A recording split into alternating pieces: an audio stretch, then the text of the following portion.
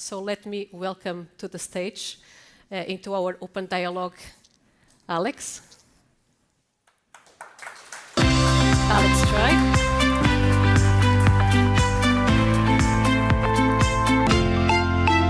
Hi, Alex. And I would like also to welcome Shamik from Capgemini.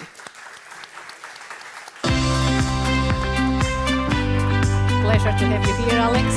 Shamik, good morning. So you are already veterans in the stage, right? And also the Open Run is not news for you, right? So really eager to attend your dialogue, but perhaps before we go straight to your discussion, to your interesting discussion, how about if we play a video that will reflect the fun that we had and the outcomes, serious outcomes that we had from the Spring Plug Fest that was conducted in the i14y lab. So, Christian, shall we play the video? Hello and welcome once again to the i14y lab.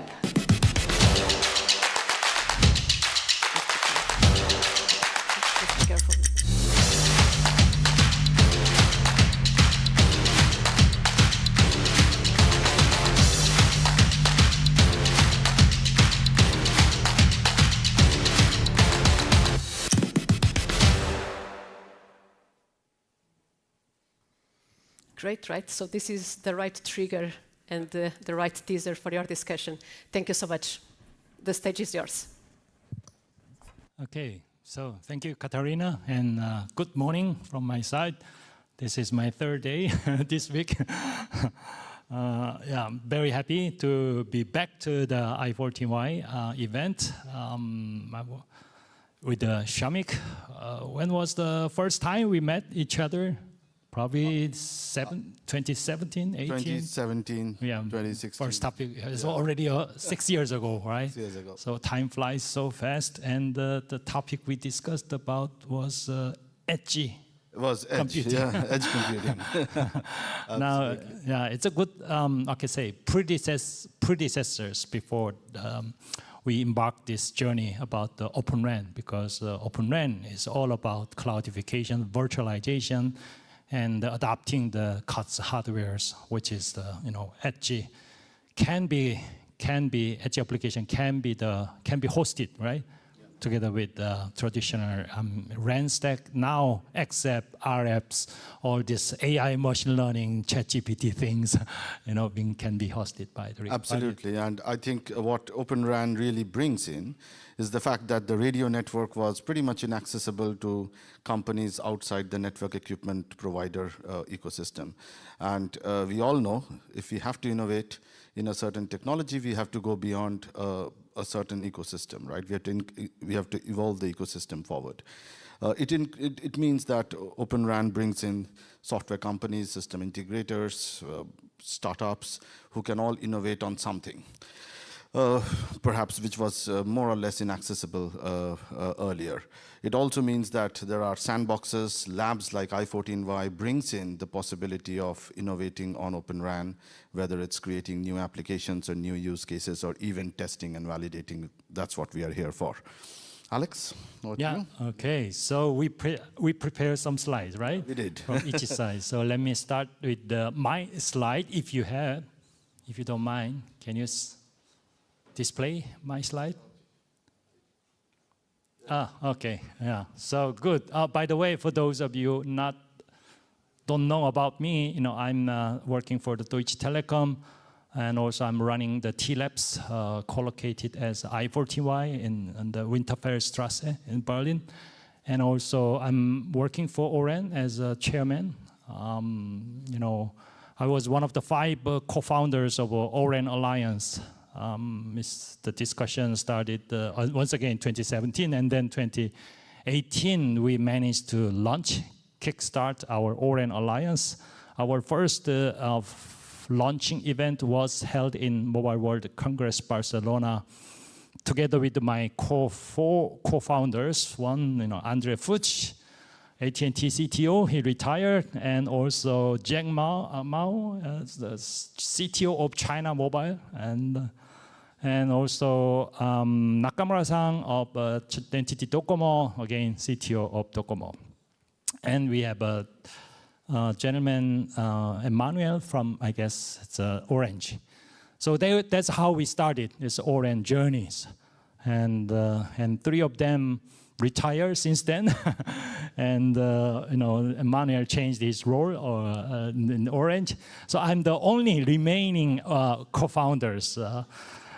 So therefore, I became a new chairman of board in Orange Alliance since August last year. So it's my pleasure to be able to serve this whole Orange community as a chairman of the Orange Alliance. So that I feel some obligation to give you a few words about what's happening in Orange Alliance.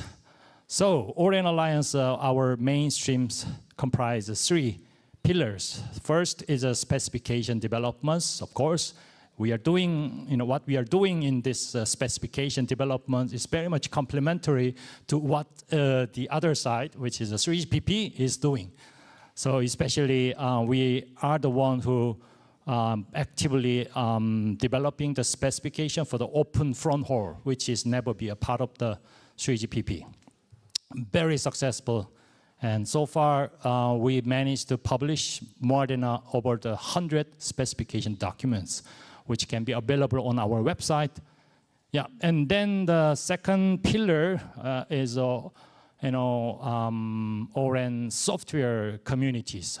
So unlike a traditional standard forum like a 3GPP, from the beginning we decided to launch the open source projects to implement the telco stack, RAN stack based on the specifications. That's how we started these open source projects. And thanks to the Linux Foundation, they hosting our projects.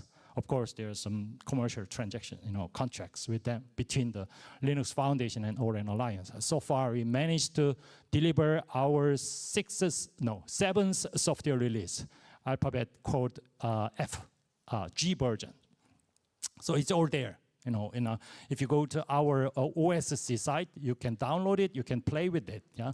So there we have open source rig platform, open source and other building blocks, and etc. So, but there are some missing blocks. That's why early this year we decided to establish a strategic open source collaboration with the other one, open air interfaces, based in Sophia Antipolis in France. So they have done quite a good job developing all this open source, not only for the RAN stack, but also the RIC and also core network. So we realized it would be good to join forces and driving this open source RAN stack together. Last but not least, today's the highlight is the testing and integration. I really like the theme for this event today, test and validate, because so far our focus was to develop the specification, but now we have to, switch our focus all to the commercial and commercialization. That's the primary goal. So next slide. Oh, thank you, Shamik. And then let me give you a few more words about what testing and integration activities are being run in Orange Alliance. So it comprises 4 steps.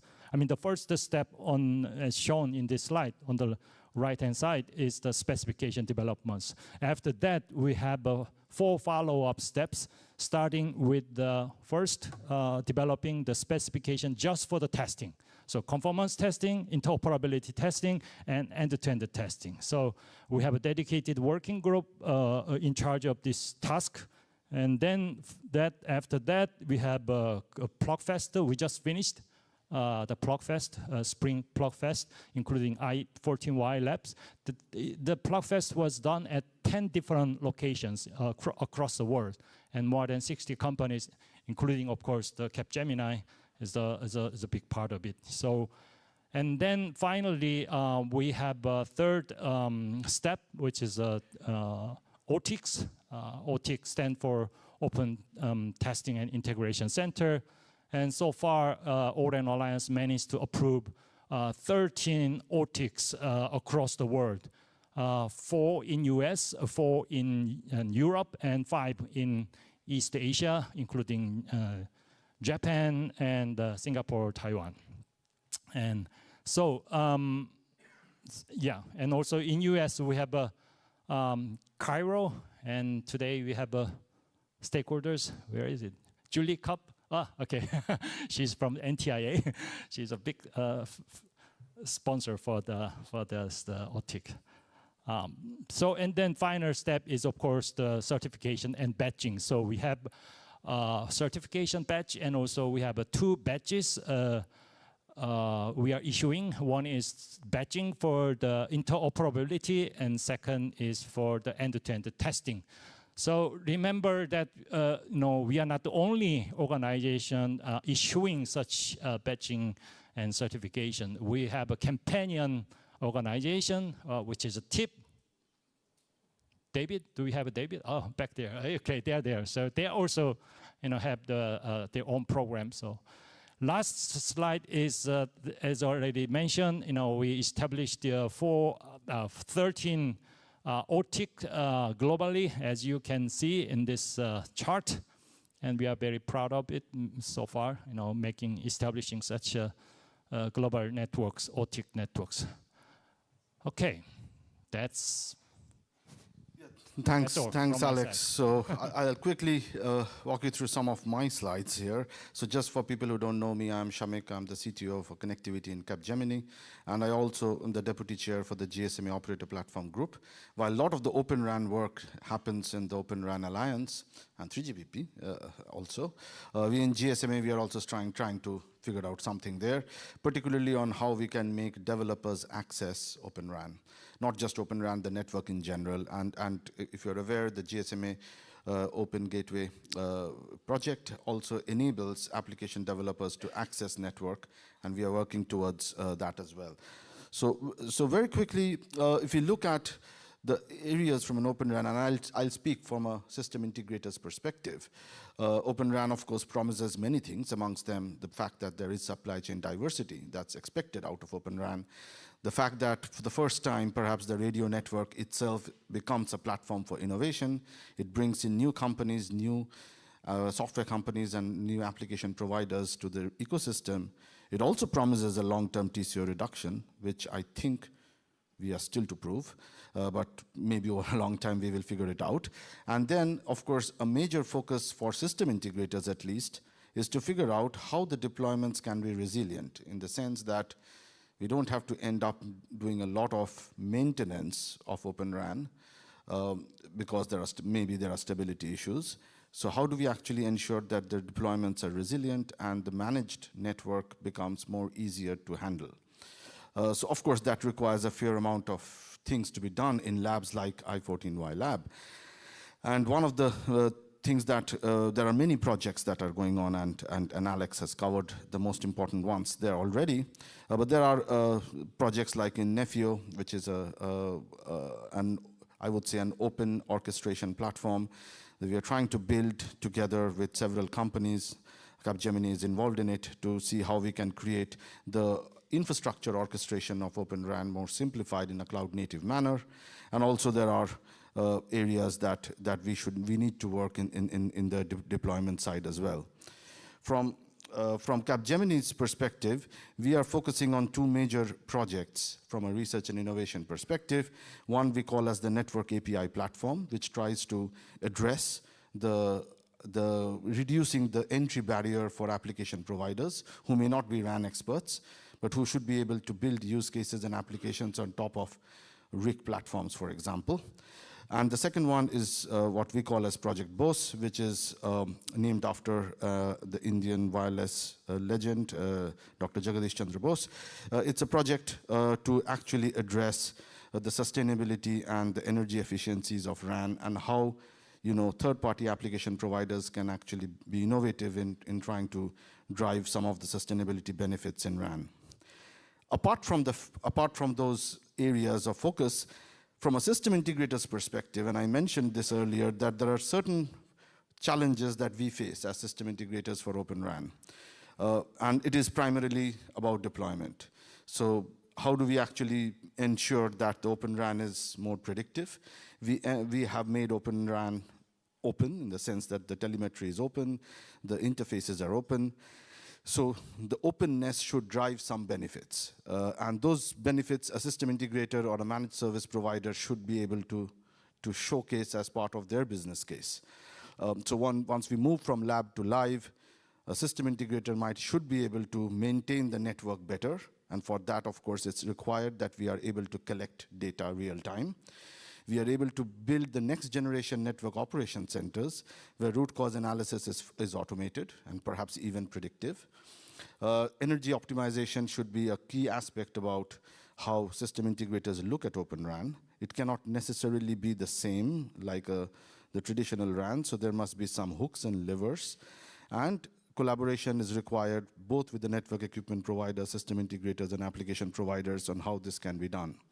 There are other areas which I think is also equally important from a resilient deployment perspective. One of them is the intelligent service rollout.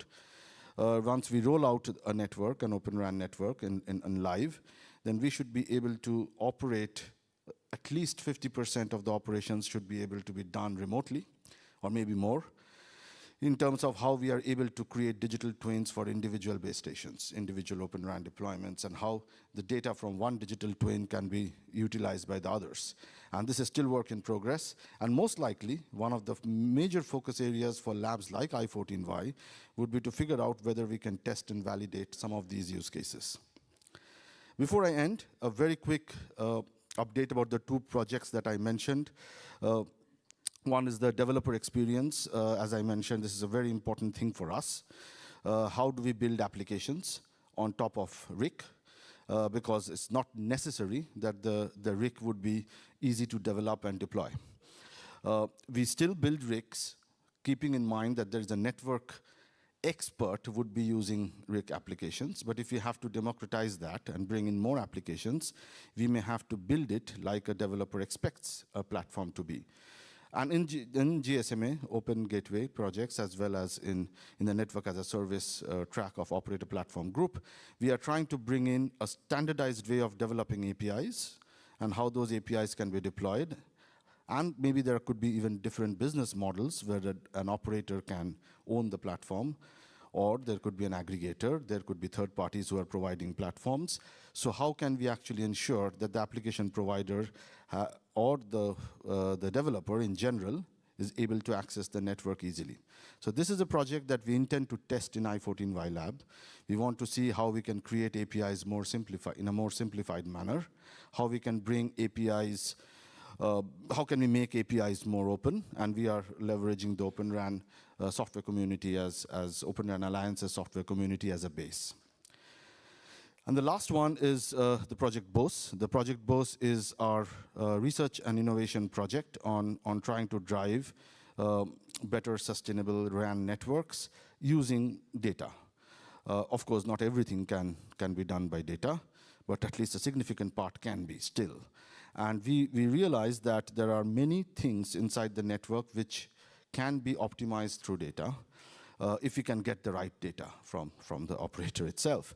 And how we can perhaps use some kind of closed loop automation to ensure that the carrier and the cell optimization and the cell deployments are fully optimized at runtime.